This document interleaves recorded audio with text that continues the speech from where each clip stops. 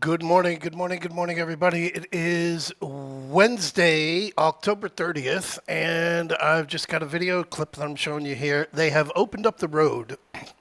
Yesterday, towards the end of the day, they finally opened the road so that trucks can come in and trucks can leave. There were thousands of trucks that were stranded.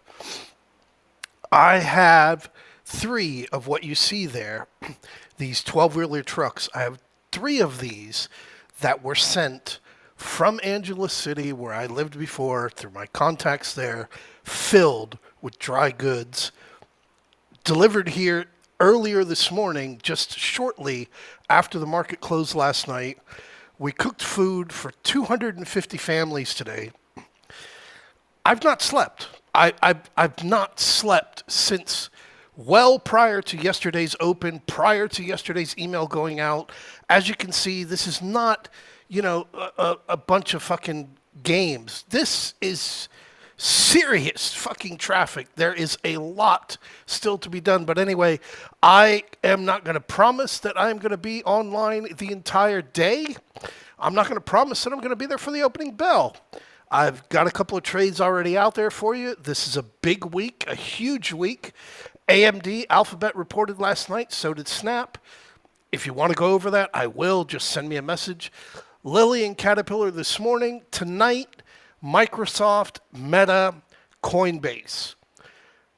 If you want to talk Uber, Peloton, I just don't like fucking around with this stuff. Tomorrow morning. And tomorrow afternoon on October 31st, the big daddies, Amazon and Apple, go ahead and include Intel in there, will be reporting to end the month, and then it's all over. So I'll go over this with you real quick, but I want to just cover where we've been just in the past 2 days.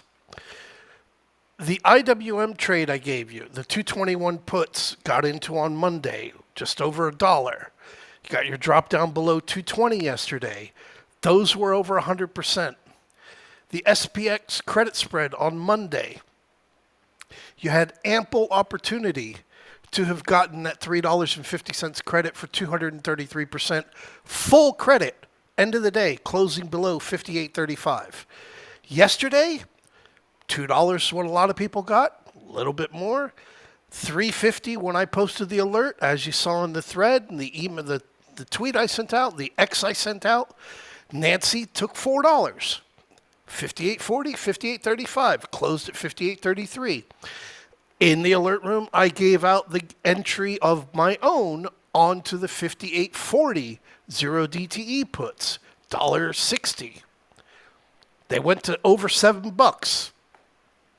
So there's been a hell of a lot of good trades and a hell of a lot of good money been made already during the course of the week. And here we are now overnight where we have held above 58.45 pretty much all fucking night. So, what you've got coming to you today, being that there's really nothing to glorify out and look over there, but I am starting to look like an idiot. I'm starting to look like I don't know what the fuck I'm doing, because here we are, 57, 57, 73, the candle for the month of October, and we are less than 100 points above that. And we can't even get a visit down below 5,800. So there's 2 days left on that. Again, I having missed 4 days last week, which I'm going to cover that very seriously this weekend. I don't understand what the delay is, but obviously there's a delay. Anyway, yesterday QQQ 500s, first time, closing up in the 500s. Don't like that color better. And again, everything being in the QQQ, I'll show you in the charts later on. Everything yesterday was QQQ. Everything yesterday. You look over here on Wednesday last week, 485 year low. Now you're up here at 501. 15 points. All based on earnings fluff coming at you. IWM still floating around in the same zone. 221.14, rejecting, still not able to get down below that 217 that we've been in for the better part of 2.5 weeks. So I bring you on to, we're done with that, so I will leave you here and go on to the charts. Let me just change screens. And here we go. So, where are we? Over here on SPX, like I said, 58.45, looking at a doom, 3 days on your pop there on Friday. So let's zoom it out to 5 days. And here we go. We've not done anything. Cluttering in this zone, 5,800, 58.15 really, 58.08, 58.45. I got nothing to give you on this. I really don't. Everything above 58.45 is my rejection area, and I don't see any reason for it to not be. The 10-day, the 5-day, still inversely bearish, although your 5-day will be moving up, as well as your 20-day will be moving up into the 5800s. So a lot on the table there, a lot of opportunity there to start to trigger a wider event. There's also a lot of opportunity there for this to get a dip down to 5,800 and then just go and explode up into the 5,900s.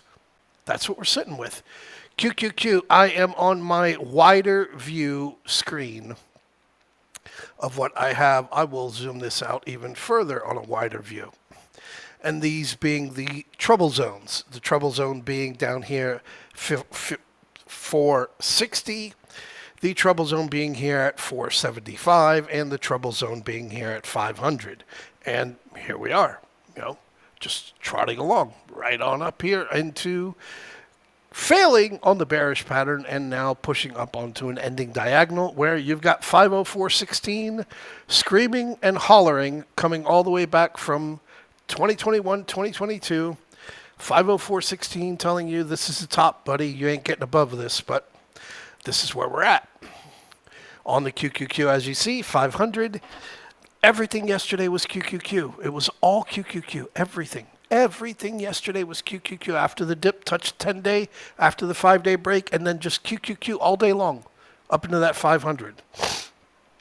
IWM, putting it here on a wider view to show you. 10-day, good resistance. 20-day, got a support there with your 5-day, and everything here is starting to roll over bearish. Your 50-day untouched, 218, with your 100-day and your 200 days being down here at 213 and 207. I'll point on why those are mentioned in a couple of minutes. Over here on DIA, the Dow Jones got you into the 5600s. Now, falling off as it passes the torch over to the QQQ, with 33% of the QQQ's weight reporting this week. A little bit more, but you've got your big names in there. Come over onto your McDonald's, the trade that I shared with you there. The McDonald's looking over at the Januaries. Should you choose to take on the McDonald's trade, here's your 200-day moving average sitting right down there at 280. Thus the reason why you have the strikes that were issued to you, because from a bigger, broader, wider point of view, your 280 is pretty significant and easy to see as to why 280 will be your target. Come on to AMD that reported earnings yesterday.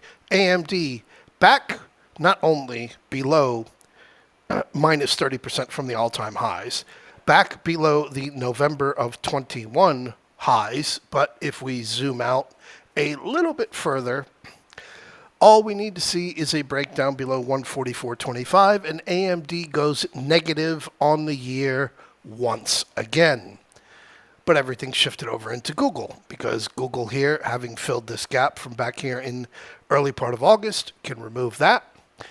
And having come up into this gap from their earnings fall off back on July 23. 181.83 being the entire gap fill up. And here we are sitting in this major gap up with Google producing absolutely nothing. So here's your SPX as you're looking at it. While we're here, I'll pull up the VIX. You know what? I'll just drop this down because it's a little bit easier to do like that. And we'll pop up our VIX. VIX is holding 19. This was what encouraged me to take the 58.40 puts yesterday, was my respect for the VIX. Held on to that 1912, held on to it very well. gave up on that 21.52 very quickly yesterday morning, but held on to that 19 very well, and that was exactly the reason why I chose to take on that put trade. Zoom this one out and come on to our hourly charts. And as you can see here on the NDX, you are getting a rather, not loud, but a rather loud whisper of having gotten overbought. Over on your Dow Jones, as you can see, you are getting close to getting an oversold reading. Come over onto your SPX or your RUT. Nothing on the RUT, nothing whatsoever. 22.35 right there, closed at 22.38. Or are we, 22.38 where we closed. The nice dip down below that 22.35. The trade yesterday worked out very well. Here was your big drop. The 22.40, 22.35s from $3 on Monday. For Tuesday, down below, somewhere below $1 yesterday. I can't remember. I need to get some sleep. And here is your SPX. SPX not bullish whatsoever on the 1 hour chart. Nothing bullish whatsoever on the 1 hour chart, but it doesn't matter because everything is inside the NDX. So futures, looking at it just now, Dow Jones, Russell 2000, nobody wants to do anything. Here we are floating on this 10-day moving average over here on the ES, not breaking down below that SPX 58.45. And here's your NQ off of that just absolutely euphoric run yesterday. Where are we here on our lows? 2,400 to 2,700. Nearly a fucking 400-point move over there on the NQ, which, again, just ridiculous. But as you see here, extremely overbought as you got up to there yesterday, and doesn't take too much to get you cleaned off. As you can see here, it is no longer overbought. It's neutral, just sitting there right around 50, and only dropped itself down about 50 points, 60 points. So I'll bring over another chart for you over here, which I have been looking at. And what I have here is the monthly chart, the monthly SPX. And as of this moment, because we are above 57.57, we are looking at 6 green months in a row. These numbers in white represent the multiple green months consecutively in a row. That's about all that's as simple as it is. We had 5 coming off of the Israel invades Gaza low, going into right there into the April sell-off month. We had 5 coming here off of NVIDIA when they invented AI. Back after the little February dip, the March bottom, NVIDIA invented AI, and we went up straight up until July. We had 7 going into the August high before the September-October sell-off, 2021, heading up into the 2022 highs, which everybody knows about 2022. You had 5 coming off COVID. So where I've gone is I've zoomed out all the way to my date of birth in 1972. And you get 6, 8, 9, 6, 7, 8, 8, 6, 5, 6, 5, 5, 8, 7. So just coming here off of 2009, the 2009 bottom, 20 years, 18 years, whatever. 7, 5, 5, 5, 7, 5, 5, 6. This is a rare occasion. And this is the first election since 1964 that did not sell off with volatility from September, July into the election. So put your hands up because there's something that I'll be sharing with you on Friday after the close, because I really don't think that you can digest it in a short period of time when you've all got to go to work. But trust me when I tell you, it is going to fuck you up in ways that you wish you never, ever, ever watched that video, because it's like I've been saying, man, close your 401k, tell them, sell your positions, take it all out. Hey, there's a bubble. How do you know? Trust me, call Venet, buy 50 million in swaps on the MBS. What do we got? Garibaldi 4 triple B. Mark, you sure? Yeah, it's time to call bullshit. Bullshit on what? Every fucking thing.